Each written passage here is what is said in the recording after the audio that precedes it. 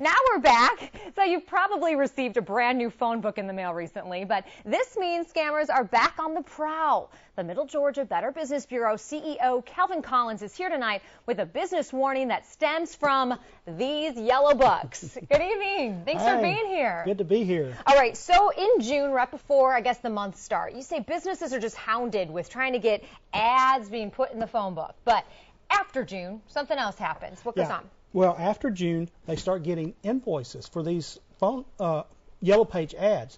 However, when they look at the Yellow Page ads, they find that they're not for the Yellow Page book that they're used to. They're for online ads and different publications that they're not aware of. And so does the invoice look legit? They're getting this in their mailbox. It looks like, okay, this is a bill I've got to pay. Exactly. The invoice looks exactly like it's coming from the Yellow Page, the real Yellow Pages. It will say, you know, how much you owe for the ad. It will have all the information on it, but somewhere in the fine print, very small at the bottom, it's going to say this is not a bill, it's a solicitation for business. Is that the only way to decipher if this invoice is real or not? Many times it really is, and what they hope for is that they can slip that through the accounts payable person and have those invoices paid. So businesses are targeted a lot, and they have to really train their accounts payable people and the people that open the mail to look at these things to determine, is it a legitimate invoice or is it something we need to do a little more checking in? Because the reason this is such a useful thing is because the Yellow Page name, the logo, the Walking Fingers logo has never been trademarked, so anybody can use it, and they do. So it's probably a growing problem then every time these phone books come out. Okay, let's say a business, they pay it. They pay this invoice, it's fake. They realize, oops, we messed up. We weren't supposed to pay that. Can they get their money back?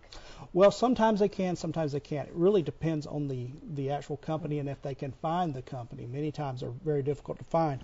But if they find that they have paid these, they need to report it, because that way you can trace these companies and track their what they've done in the past. And when government agencies go after these places, they want to look at what kind of pattern do they have. Do they have a track record of deceiving businesses? If they do, then they can really go after them. All right, what's the best piece of advice you have for businesses then, that their accounts payable person is getting the mail in? What do you tell them? Make sure that they are checking out these invoices and make sure that someone is signing off on them. Yes, that is an ad I purchased. All right, so next time you get that yellow book in the mail, you're going to think twice about it, aren't you? Exactly. But it is targeting businesses, not necessarily people at home, the residents, correct? Yeah, this is targeting businesses. Now, the fake invoice scam targets consumers with different things, but this one is, in particular, is for the businesses. All right, thank you so much for joining us. Thank you. Appreciate it. And if you have a question for the BBB, just call Calvin, 742-7999.